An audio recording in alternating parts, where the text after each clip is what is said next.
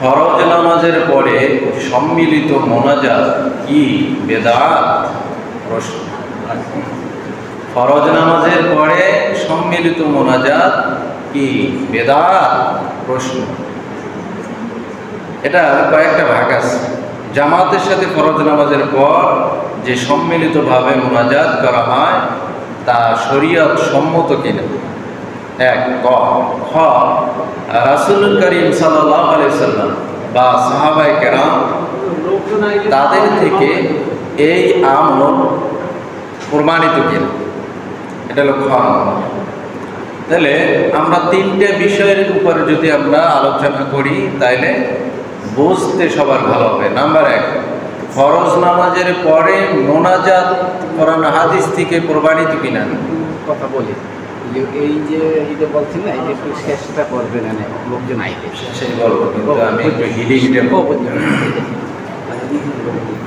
এগুলো আকার।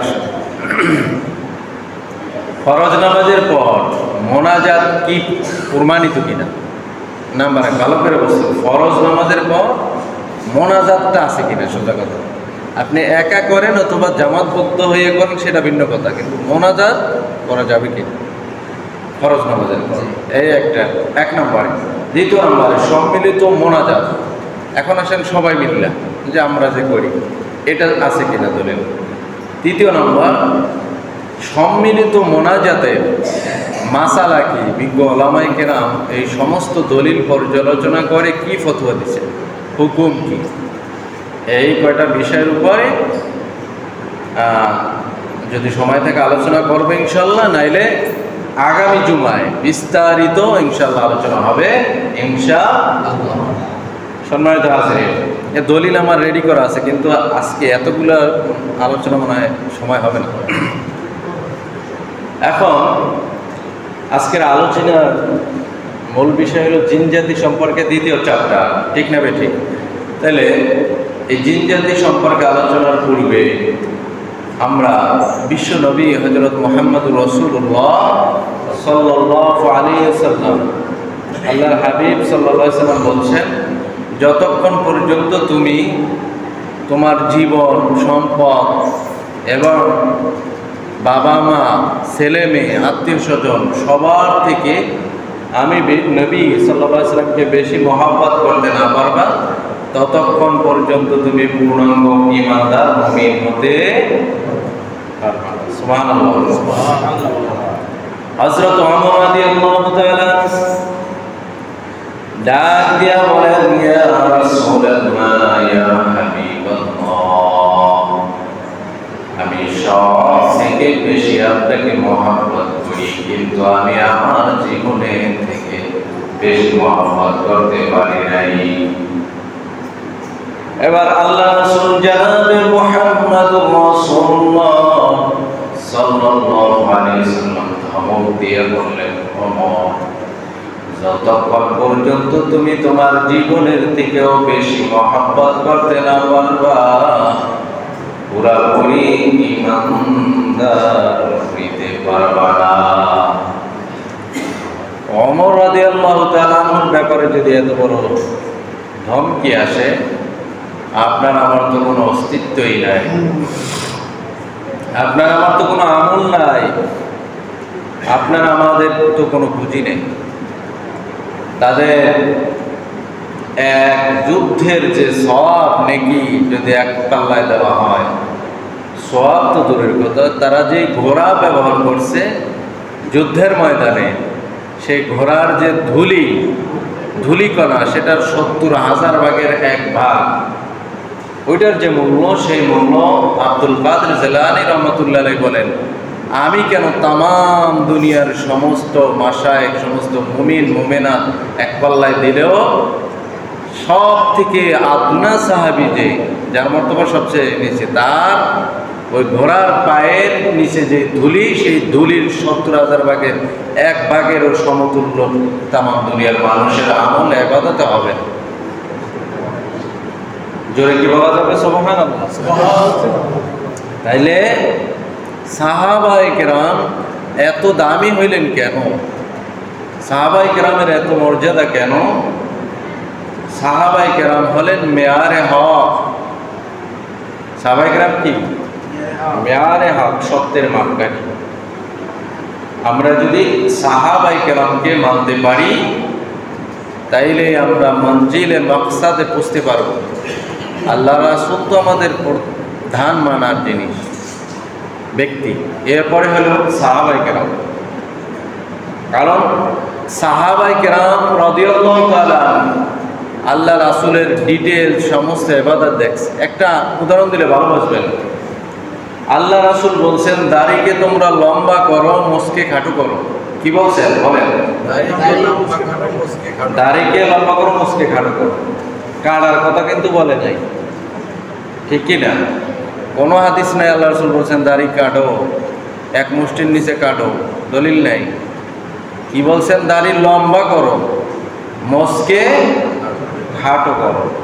আপনার দাড়ি এক হাত হয়ে গেলেও কাটতে পারবেন না। উদাহরণ, যদি বলেন আমি শুধু নবীরে মানি, সাহাবীদের মানি না, একদল আছে তো, তাইলে আপনি দাড়ি যদি আপনার এক হাত হয় আপনি কাটতে পারবেন না। কারণ আল্লাহ রাসূলের হাদিসে কাটার কোনো কথা নাই, আছে লম্বা করার কথা। এখন আসেন, যদি আপনি দাড়ি কাটতে চান তাইলে কি করতে হবে? কতটুকু কাটা যাবে? যে এক মুষ্টি। এটা সাহাবায়ে কেরামের আমল। কাদের আমল? বলেন কাদের? সাহাবায়ে কেরাম। হযরত আব্দুল্লাহ ইবনে ওমর রাদিয়াল্লাহু তাআলা সহ সাহাবাদের আমল। হজের মৌসুমে আমরা কি করতেন? এভাবে এক মুষ্টি ধইরা বাড়তি যেটা আছে সেটা কেটে দিতেন, অথবা কিছু ওলামায়ে কেরাম বলছেন যে এইভাবে ধরতেন। ঠিক আছে, আপনি এইভাবে ধরেন বা এইভাবে ধরেন, আপনার হক আদায় হয়ে যাবে, এক মুষ্টি হয়ে যাবে ইনশাআল্লাহ। কিন্তু মানতে হবে কাদের? আল্লাহ রাসূলকে তো মানবেনি, এরপর কাদের সাথে? কাদের বলেন? আল্লাহ রাসূলের সাথে কাদেরকে মানতে হবে? সাহাবায়ে কেরামদেরকে। রাজি আছি তো ইনশাআল্লাহ? কারণ অনেক আমল আছে সাহাবাদের থেকে, আমরা যদি সাহাবাদেরকে বাদ দিয়ে দিই আমরা চলতে পারবো? বলেন, কথা বলেন, চলতে পারবো? তারাবির নামাজ পড়ে, এই যে 20 রাকাত আসছে কোথা থেকে? এই যে না জুমার নামাজের 2টা আজান দেওয়া হয় আসছে কোথা থেকে? সাহাবায়ে কেরাম। এখন যদি আমি এত বড় পণ্ডিত হয়ে যাই আর বলি ওসমান রাদিয়াল্লাহু তাআলা বেদাত করছে, তাইলে কি বলবো? বলার কিছু আছে? বলেন। মানুষের কপাল এত পোড়া, মুসলমানদের কপাল এত পোড়া যে নবীজির জামাই জিন্নুরাইন, যে 2 নূরের অধিকারী, তারে বলে সে নাকি বেদাত করছে, সে আবার আলেম। কথা বলেন, কথা বলেন, বুঝাইতে পারছি আমি? মিথ্যা বলি না, ইউটিউবে সার্চ দিয়ে দেখবেন, বলে ওসমান রাদিয়াল্লাহু তাআলা বেদাত করছে। আর একজনে বলে ওসমান রাদিয়াল্লাহু তাআলা স্বজন প্রীতি করছে, নিজের লোকদেরকে গভর্নর বানাইছে। নাউজুবিল্লাহ বলতেন। তাহলে সাহাবায়ে কেরামকে আমি বলতে চাই সত্যের মাপকাঠি। সম্মানিত হাজিরিন, গভীর মনোযোগ। ভারতের প্রিয় নবী হযরত, ভারতে এক ব্যক্তি আর কি আমাদের মহানবী সাল্লাল্লাহু আলাইহি সাল্লামকে নিয়ে কটূক্তি করছে। আপনারা শুনছেন না শোনেন? ভারতে হিন্দুদের ধর্মীয় গুরু পণ্ডিত রামগিরি মহারাজ, নাম কি? রামগিরি মহারাজ, এবং বিজিবির বিধায়ক নীতিশ রাম, ওনার নাম। এই তো 2টা লোক রামগিরি মহারাজ ইসলাম নিয়ে এবং মহানবী সাল্লাল্লাহু আলাইহি সাল্লামকে নিয়ে অনেক আজে বাজে কথা বলছে। কি কথা বলছে?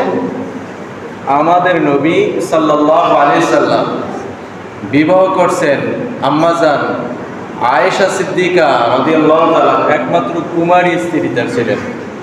তাকে বিবাহ করছেন 6 বছর বয়সে। কয় বছর? সবাই কথা বলেন, এটা বুঝতে হবে, কারণ এটা নিয়ে সমালোচনা হয়, আপনার জবাব তো দিতে হবে। কয় বছরে? 6 বছরে তাদের নিকাহ হয়েছে, কিন্তু আল্লাহ রাসূলের ঘরে যায়। এটা পূর্বের জামানায় প্রচলন ছিল, ছোট ছোট বাচ্চাদের বাবা মা চাইলে, এটা এখন ইসলাম যদি অনুমোদন দেয়, বাবা মা চাইলে নাবালেগদেরকেও কি বিবাহ দিতে পারবে, কিন্তু যখন বালেগ হবে তখন। হ্যাঁ, আবার ছেলেদের থেকে মেয়েরা তো একটু আগে বালেগা হয় নাকি? তো আল্লাহ রাসূল সাল্লাল্লাহু আলাইহি সাল্লামের বিবি আম্মা জান আয়েশা সিদ্দিকা রাদিয়াল্লাহু তাআলা তিনি বলেন, আমার মা আমার যখন বিবাহ হয়ে গেছে কিন্তু স্বামীর বাড়ি তো যায় নাই, তখন ছোট, তখন আমার মা বিভিন্ন রকমের খাবার আমার বাবা এবং মা এনে আমারে খাওয়াইতেছে যেন আমি হৃষ্টপুষ্ট হয়ে দ্রুত আর কি বড় হয়। বাপ মা এরকম যে বাচ্চা একটু হ্যাংলা পাতলা থাকলে তাড়াতাড়ি যেন বড় হয়, বিবাহ হয়ে গেছে স্বামীর বাড়ি পাঠাইতে, মানে তারা খুব সেবা যত্ন করতেছেন, এগুলো হাদিসে আছে। সুবহানাল্লাহ। এলে 9 বছরে আম্মা জান আয়েশা সিদ্দিকা রাদিয়াল্লাহু তাআলা বালেগা হওয়ার পরে তাকে স্বামীর বাড়ি পাঠাইছে। আল্লাহ রাসূল সাল্লাল্লাহু আলাইহি সাল্লামের মতন একজন মহামানব, যার চরিত্রে কোনো কালিমা নাই, যার চরিত্রে কোনো দাগ নাই, যিনি তামাম দুনিয়ার সমস্ত মাখলুকাতের জন্য রহমত স্বরূপ, তামাম দুনিয়ার মানুষের সব চরিত্র একদিকে দিলেও আমার নবীর চরিত্র সমান, তার চরিত্র নিয়ে সে আজে বাজে কথা বলে যে 6 বছরের মেয়েকে বিবাহ করছে, এই সেই। তুমি বলো তোমাদের বড় বড় পণ্ডিতদের খবর নাও, ধর্মীয় গুরুদের খবর নাও, তারা কি করছে। আমি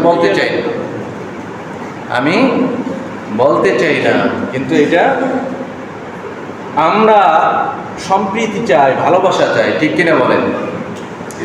সবাই তো আর খারাপ না, সবাই খারাপ। সুতরাং যে আমার নবীর সাথে বেয়াদবি করবে, গুস্তাখি করবে, সে যদি যত বড়ই ক্ষমতাধর হোক, যত বড়ই রাষ্ট্রের সাপোর্টে থাকো, আল্লাহ রাসূলের আদেশ 3 কারণে মানুষ হত্যা করা যায়। কয় কারণে? নাম্বার 1, নাস্তিক যদি হয়ে যায়, হ্যাঁ, ধর্ম ছেড়ে দেয়, তাহলে তাকে হত্যা করতে হবে। ইসলাম যদি ছেড়ে দেয়, হ্যাঁ। 2 নম্বর, আল্লাহ রাসূলের সাথে যদি গোস্তাকি করে, বেয়াদবি করে, কুরুচিপূর্ণ কথা বলে।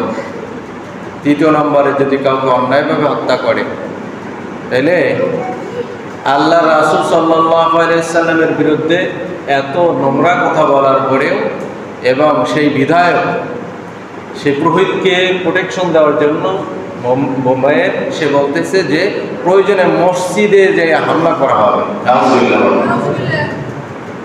তা আমরা চাই, আমরা আপনাদের উজিরপুর পৌরসভার ইমাম ও ওলামা মাশায়েখ ঐক্য পরিষদের ব্যানারে আমরা আজকে প্রতিবাদ মিছিল, এটা ইমানের দাবি। কিসের দাবি বলেন? আল্লাহ রাসূলকে আমরা সবাই তো মহব্বত করি, ইনশাআল্লাহ। যারা মহব্বত করেন, আল্লাহ রাসূল কি বলছেন? জান, মাল, সময় সব থেকে আপনার সন্তান, নিজের জীবন থেকেও নবীর বেশি মহব্বত করতে হবে। আজকে আমি প্রমাণ দিতে চাই, আপনাদের কাছে প্রমাণ চাই, আপনারা আমার নবীকে বেশি মহব্বত করেন না করেন। যদি করেন, আজকের সেই প্রতিবাদে ইনশাআল্লাহ আপনারা থাকতে রাজি আছেন তো? ইনশাআল্লাহ। সেখানে যদি কিছু অর্থের প্রয়োজন হয়, সেটাও দিতে রাজি আছেন তো? ইনশাআল্লাহ। কারণ খরচ তো আছে, এই মাইকিং, পোস্টারিং, ব্যানার, লিফলেট, বিভিন্ন খরচ, গাড়ি ভাড়া, হ্যাঁ, যে যার তৌফিক অনুযায়ী আমরা সেখানে আমরা দেব। একজনকে আমরা পাঠাবো, তখন আপনারা দেবেন। এবং প্রত্যেকটা মসজিদে কালেকশন হবে সম্পর্কে আমাদের এই রিসিপ্ট বই আছে। কোন মসজিদে কত টাকা উঠছে সেটা একটা রিসিপ্ট বইয়ে কাটা হবে। প্রত্যেক মসজিদে, পৌরসভার যতগুলো মসজিদ আছে সেখানে আমাদের বলা হয়েছে, ইনশাআল্লাহ। তো আল্লাহ রাসূল সাল্লাল্লাহু আলাইহি সাল্লাম, বিশ্ব নবী সাল্লাল্লাহু আলাইহি সাল্লাম, তার চরিত্র কত সুন্দর ছিলেন, তার আখলাক কত সুন্দর ছিল। জিজ্ঞেস করতে হবে কি আর একজনের কাছে, না তাদের বিবিদের কাছে? কথা বলেন, বিবিদের কাছে। নবীর বিবিরা জানে আমার নবী কত মহান। যেটা বলি সুবহানাল্লাহ। ভাইরা আমার, আম্মা জান আয়েশা সিদ্দিকা রাদিয়াল্লাহু তাআলা একদিন বলতেছেন, ইয়া রাসূলুল্লাহ, ইয়া হাবিবাল্লাহ, আপনি শুধু বলেন, কিছু একটু পাক করলেই বলেন খাদিজার কথা মনে পড়ে গেছে। ভালো কোনো তরকারি হইলেই কি কয় খাদিজা রাদিয়াল্লাহু তাআলার কথা মনে পড়ে যায় তার।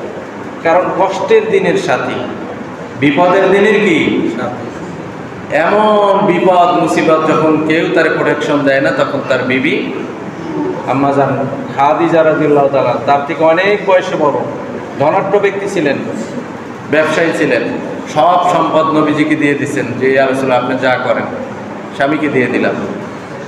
সে দিনের কাজে ব্যয় করছে, তার কারণে যতদিন জীবিত ছিলেন তার চাচা আবু তালেব এবং আম্মাজান খাদিজা রাদিয়াল্লাহু ততদিন আমার নবীকে হত্যা করতেও তারা সাহস পায় না, হত্যার যে নির্দেশ দেবে সেটাও সাহস পায় না। কিন্তু যখন এই দুইটা লোক যে বছর মারা যায় বলা হয় শোকের বছর, সেই দিনই তারা নবীজিকে হত্যার চক্রান্ত করে। তো আম্মাজান আয়েশা রাদিয়াল্লাহু তাআলা বলেন নবীজি ভালো কোনো তরকারি পাকাইলে বলতেন যাও এই তরকারিগুলা খাদিজা রাদিয়াল্লাহু তাআলা বান্ধবীদের বাসায় বাসায় দিয়ে আসো। সুবহানাল্লাহ। মানে সে তো এখন জীবিত নাই, এখন তার মহব্বতের যারা আছে তারা যেন এটা খায়, খাইয়ে তার জন্য দোয়া করে। সুবহানাল্লাহ। কত সুন্দর চরিত্র বিশ্ব নবী সাল্লাল্লাহু আলাইহি ওয়াসাল্লাম।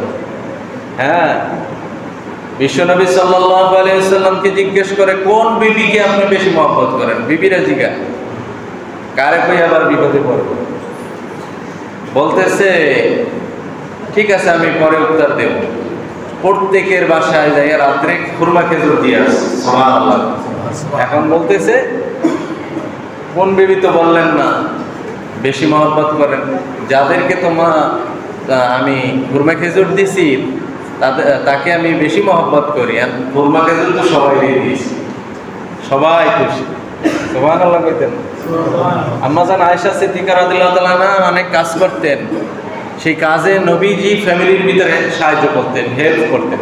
আমরা কি করি?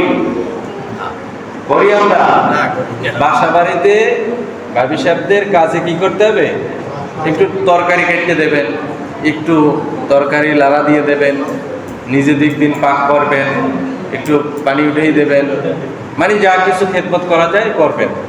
অনেক সময় আমরা কি করি, লঙ্গিটা গোসল করে ফালাই থুয়ে তার ভরসায় চলে আসি, এগুলা না করি। আমরা বললে আরো খেদমত করবো, রাজি আছি তো ইনশাআল্লাহ। তাইলে এটা হলো নবীর সুন্নাত। নবী বিবিদের কাজ অনেক করে দিত, নিজের কাজ তো নিজেই করতেন, এবং অনেক বিবিদেরকে কি করতেন, পাক শাকের অনেক কাজে কি করতেন, হেল্প করতেন। এটা নবীর একটা সুন্নাত।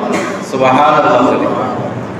এজন্য নবীজির প্রত্যেকটা সুন্নাতকে আমরা পালন করবো ইনশাআল্লাহ। আর ইসলামের দুশমন যারা আছে, এই যে দেখেন ফিলিস্তিনে এবং লেবাননে মুসলমানদের যে বিশ্ব নেতৃত্ব যারা দেয় একের পর এক তাদেরকে হত্যা করতেছে। এই জন্য এগুলার প্রতিবাদ যদি আমরা একটু জানাই, আমরা তো সেখানে যাইতে পারবো না, আমরা একটু দোয়া করতে পারি, ঠিক না? আর একটু আমরা প্রতিবাদে একটা ব্যানারে যখন দাঁড়াবো, ওইটা মিডিয়ায় উঠবে, ওইটা পেপারে উঠবে, বহির্বিশ্ব ওই সংবাদ দেখবে যে ইসলামের পক্ষে মানুষ আছে, কোরআনের পক্ষে মানুষ আছে, বিশ্ব নবী সাল্লাল্লাহু আলাইহি ওয়াসাল্লামের পক্ষে মানুষ। আমরা যখন হুঙ্কার দেব তখন তারা আর বেশি অত্যাচার জুলুম চালাইতে পারবে না। আর আমরা যদি বৈশা থাকি, আল্লামা দিলওয়ার হোসেন সাইদি নাম শুনছেন না? একটা উদাহরণ দিলে ভালো বুঝবেন। উনি একটা গল্প কইতেন যে এক সাপ, এটা গল্প, ওনার ক্যাসেট আমি শুনছি, বলছে যে পীরের কাছে মুরিদ হইছে, এখন পীর সাহেব সবক দিয়ে দিছে, এটা গল্প ওনার মুখে শোনা, তো যে কাউরে কামড়ানো যাবে না, কষ্ট দেওয়া যাবে না, ক্ষতি করবার। এখন সাপ দেখলে তো মানুষ পিড়ায়, সাপ দেখে মানুষ পিড়াইতে ওরা মানে আদা মরা হইলে ধুয়ে দিচ্ছে, মরে নাই পুরো। তো হুজুর ওই পীর সাহেব আর কি যাইতেছে, দেখতে আসছে যে সাপ তো পড়ে আছে, কি ব্যাপার তুমি এরকম টান হইয়া শুয়ে আছো? হুজুর আপনার সবকের কারণে আমি টান হয়ে শুয়ে রয়েছি। তার মানে কি আপনি কইছেন না কারো কোনো ক্ষতি করা যাবে না, এই করা যাবে না, সেই করা, অনেক ওজিফা দিছেন, এখন এটা পালন করতে যাই মানুষের পিডান খাই আমি সোজা হয়ে গেছি। বলতেছে আরে বেটা আমি তো তোমার কামড়াইতে মানা করছি, ঘোষ করতে দেওয়ার মানা করি। কি করতে মানা করি? ফোস। তো মুসলমানরা যদি একটু ফোস করে তাতে সমস্যা নাই, একটু গর্জন দেবে, তর্জন দেবে, তাতেই কি কাফের মুশরিক দমন হবে, ভয় পাবে। তা ইনশাআল্লাহ আমরা এই প্রতিবাদ করবো ইনশাআল্লাহ। সম্মানিত হাজিরিন, আমি যে আয়াতে কারিমা তেলাওয়াত করেছিলাম, আল্লাহ রাব্বুল আলামিন ডাক দিয়া বলেন, ওয়া হুশিরা লিসুলাইমানা জুনুদুহু মিনাল জিন্নি ওয়াল ইনসি ওয়াত তায়রি ফাহুম ইউযাউন। মহান আল্লাহ তাআলা তার পবিত্র কালামে পাকের মাঝে ঘোষণা করেন, আল্লাহ তাআলা ডাক দিয়া বলেন, সুলাইমান আলাইহিস সালাতু ওয়াস সালাম দাউদ আলাইহিস সালাতু ওয়াস সালামের 16 বা 17 জন সন্তানের মধ্যে সব থেকে বিচক্ষণ সন্তান সুলাইমান আলাইহিস সালাতু ওয়াস সালাম মাত্র 9 বছরের সিংহাসনে বসার পর ডাক দিয়া বলে, আল্লাহ এমন রাজত্ব দাও, এমন ক্ষমতা দাও যে রাজত্ব তুমি দুনিয়ায় কাউকে দাও নাই আর ভবিষ্যতেও কাউকে দিবা না। ওয়াহশিরা লিসুলাইমানা জুনুদুহুম মিনাল জিন্নি ওয়াল ইনসি ওয়াত তায়র। সুলাইমান নবী আলাইহিস সালাতু ওয়াস সালামের বাহিনীর মধ্যে ছিল জিন, মানুষ এবং পাখি। 3 শ্রেণীর বাহিনী। কয় শ্রেণীর? জিন, মানুষ এবং পাখি 3 শ্রেণীর বিন্যস্ত। এবার ডাক দিয়া বলে, ওয়াতাফাক্কাদাত তায়রা ফাকালা মা লিয়া লা আরাল হুদুদ আম কানা মিনাল গায়িবিন। ডাক দিয়া বলে, কোথায় গেল আমার হুদহুদ পাখি? কি পাখি? হুদহুদ পাখি ছিল আল্লাহর নবী সুলাইমান আলাইহিস সালাতু ওয়াস সালামের গোয়েন্দাগিরির কাজ করতেন, সংবাদ আদান প্রদান করতেন।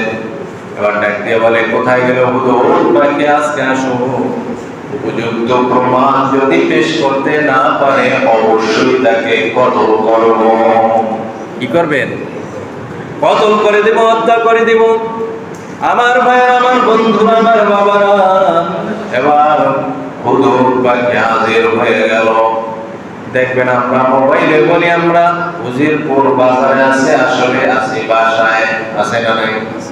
মিথ্যা কথা বলে, ফেসবুকে ফেক আইডি বলে, পুরুষ মানুষ জরিনা সকিনা বিভিন্ন নামে ফেক আইডি করে চালায়, আছে না নাই? এগুলা হালাল না হারাম? এই কথা কয় না, যুবকরা কথা কয় না, হালাল না হারাম? ফেক আইডি খুললে চালানো হালাল না হারাম? মিথ্যা কথা বলা হালাল না হারাম? এবার সুলাইমান আলাইহিস সালাতু ওয়াস সালামের দরবারে হুদহুদ পাখি হাজির হয়ে গেল। ডাক দিয়ে বলে, ওয়াজাদতুহা ওয়া কওমাহা ইয়াসজুদুনা লিশ-শামসি মিন দুনিল্লাহ ওয়া যায়্যানা লাহুমুশ শাইতানু আমালাহুম। ডাক দিয়া বলে, ও বাদশা সুলাইমান আলাইহিস সালাতু ওয়াস সালাম, এমন একটা এলাকার সংবাদ দেওয়ার থাকে যে এলাকায় একজন সম্রাজ্ঞী আছে, রানী আছে, যার নাম হলো বিলকিস। নাম কি? আরো জোরে বলা যাবে কি? এই বিলকিসের সাথে আল্লাহর নবী সুলাইমান আলাইহিস সালাতু ওয়াস সালামের বিবাহ হয়েছে না হয় নাই জানার দরকার আছে না নাই? ভাই আমার বন্ধুরা, আমার বাবারা, সুলাইমান আলাইহিস সালাতু ওয়াস সালামকে ডাক দিয়া বলতেছে, বিলকিসের কওমের লোকেরা সূর্যকে পূজা করে, শাইতানু ওয়া যায়্যানা লাহুমুশ শাইতানু আমালাহুম, শয়তান এই কাজগুলোকে পূজা ছাড়াকে নেক আমল বলে পূজা করে দিয়েছে। তার মানে করে পূজা করলে জান্নাতে যাওয়া যাবে, বেহেশতে যাওয়া যাবে। অনেক মানুষ দেখবেন খাজা বাবার দরবারে দৌড়ায়, আছে না নাই? বিভিন্ন মাজারে যায় মান্নত করে, সিজদা দেয়, ওরস করে, অনেক গান বাজনা করে, গোলার কাজ বেদাত শিরকের মধ্যে জড়ায় যায়। কিন্তু তাদের দিলের মধ্যে আশা আমরা হলাম জান্নাতি। দলালা মানে গোমরার পথে চলে, কিন্তু নিজে ভাবে কি আমি হকের উপর আছি। নাউজুবিল্লাহ বলেন। এবার আল্লাহর নবী সুলাইমান আলাইহিস সালাতু ওয়াস সালাম কথাটা শুনে উনি একটা চিঠি লিখলেন, ইন্নাহু মিন সুলাইমান ওয়া ইন্নাহু বিসমিল্লাহির রাহমানির রাহিম। জয় বলি সুবহানাল্লাহ। নিশ্চয় চিঠিটা আল্লাহর নবী সুলাইমান আলাইহিস সালাতু ওয়াস সালামের তরফ থেকে পরম করুণাময় দয়ালুদাতা মেহেরবান আল্লাহ তাআলার নামে লেখা শুরু। আল্লাহ তাআলু আলাইয়া ওয়া আতুনি মুসলিমিন। ডাক দিয়া বললেন, তোমরা দম্ভের কারণে অহংকার করো না, অহংকার করো না, গরিমা করো না, তো গরিমা করো না। তোমরা আনুগত্য স্বীকার করে মুসলমান হয়ে আমি নবী সুলাইমান আলাইহিস সালাতু ওয়াস সালামের দরবারে চলে আসো। জয় বলি সুবহানাল্লাহ। এবার চিঠি নিয়ে উট পাখি যখন চলে যায়, খাস কামরার মধ্যে ঢুকে টেবিলের উপর চিঠিটা রাখলেন। এবার আদবের সাথে জানলার পাশে বসলেন। রানী বিলকিস চিঠিটা খুললেন, খুলে দেখে মোহর অঙ্কিত চিঠির শুরুতে লেখা, কি লেখা? বিসমিল্লাহির রাহমানির রাহিম। কোন কাজ শুরু করার আগে কি বলবেন? এবার চিঠি লেখার বা মেইল করার, ফেসবুকে বার্তা পাঠানোর কয়েকটা সুন্নাত। নাম্বার 1, শুরুতে বিসমিল্লাহ লেখা এবং যিনি লেখছেন প্রাপকের নাম লেখা, প্রেরকের নাম লেখা এবং আল্লাহু আকবার, ওই যে স্টামের মধ্যে ওই যে আপনি মেইল করবেন সেখানে সিল দেয়া দেওয়া, এটাও একটা সুন্নাত। সুবহানাল্লাহ। চিঠির উত্তর দেওয়া সুন্নাত। অনেককে দেখবেন ফোন দিলেন, একবার, দুইবার, তিনবার, পাঁচবার ফোন দেন, কিন্তু উত্তর তো দেয় না, ফোন তো রিসিভ করে না, পরে উল্লেখ করে না। আছে না নাই? এটা সুন্নাতের পরিপন্থী। কারণ একজন চিঠি লেখে যেভাবে উত্তর দেওয়া সুন্নাত, ঠিক তদ্রূপ কেউ ফোন দিলে আপনি না থাকলে পরে ব্যাক করা কি? ব্যাক করতে হবে। বুঝে আসছে ইনশাআল্লাহ? এবার রানী বিলকিস ডাক দিয়া বলে, ক্বালাত ইয়া আইয়ুহাল মালাউ ইন্নী উলকিয়া ইলাইয়া কিতাবুন কারীম। আমার কাছে একটা পত্র এসেছে বড় সম্মানিত, বড় ইজ্জতের, কারণ মোহর অঙ্কিত পাখি নিয়ে এসেছে। শুরুতে লেখা বিসমিল্লাহ। বড় দামি পত্র। তোমরা কি বলো? সবাই বলে আপনি কিছু ঘুষ পাঠানো, প্রলোভন পাঠান। এবার সুলাইমান আলাইহিস সালাতু ওয়াস সালামের কাছে, ওয়া ইন্নী মুরসিলাতুন ইলাইহিম বিহাদিয়াতিন ফানাযিরাতুন বিমা ইয়ারজিউন মুরসালুন। হাদিয়া পাঠাইলো, ঘুষ পাঠাইলো। ওটাকে হাদিয়া বলা যায় না, কি কি বলা যায়? ঘুষ পাঠাইছে। ঘুষ দেওয়া হালাল না হারাম? ভাইরা আমার, বন্ধুরা আমার, বাবারা, এবার ফেরত বানাই দিলেন, ওটা গ্রহণ করে না। বলতেছে ঈমান গ্রহণ করে তোমরা চলে আসো। قال يا أيها الملأ إني ألقي أيكم يأتيني بعرشها قبل أن يأتوني مسلمين। ডাক দিয়া বলতেছে, ও আমার সভাসদেরা, আমার সেনাবাহিনীরা, কে আসো? রানী বিলকিস আমার কাছে আসার জন্য রওনা দিছে। আমার সামনে দাঁড়াবার পূর্বে রানী বিলকিসের সিংহাসন আমার সামনে হাজির করবা। সুবহানাল্লাহ বলে। ক্বালা ইফরিতুম মিনাল জিন্নি। ইফরিত নামের বিশাল দত্ত দাঁড়ায় গেল। দাঁড়ায় বলে, আনা আতিকা বি ক্বাবলা আন তাকুমা মিন মাকামি ওয়া ইন্নী আলাইহি লাকাউইয়ুন আমিন। ডাক দিয়ে বলে, ও আল্লাহর নবী সুলাইমান আলাইহিস সালাতু ওয়াস সালাম, আপনি আমাকে অর্ডার করেন। আপনি যে সিংহাসনে সকালে বসেছেন এবং উদাহরণ, আপনি দুপুরে দরবার ভেঙে যাবে, আপনি উঠে চলে যাবেন। এই দরবার ভাঙার আগে, আপনি সিংহাসন থেকে দাঁড়াবার আগে, আমি রানী বিলকিসের সিংহাসন আপনার সামনে হাজির করবো অক্ষত অবস্থায়। কারণ আমি বড় আমানতদার, আমি চুরি করবো না। ভাইয়ার আমার, বন্ধুরা আমার, বাবারা, এবার নবী বললেন, এত সময় কেন লাগবে? এর থেকে দ্রুত কেউ আনতে পারবা? একজন মানুষ হ্যাংলা পাতলা দাঁড়ায় গেল। সুবহানাল্লাহ। قال الذي عنده علم من الكتاب أنا آتيك به قبل أن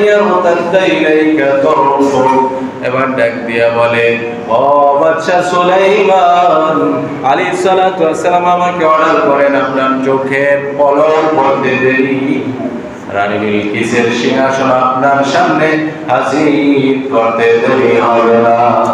সুবহানাল্লাহ। এটা হলো আল্লাহ তাআলার ক্ষমতা। আল্লাহ যদি কেউ দেয়, পারে কি পারে না? আল্লাহ যদি কাউকে ক্ষমতা দেয়, সে কি পারবে কি পারবে না?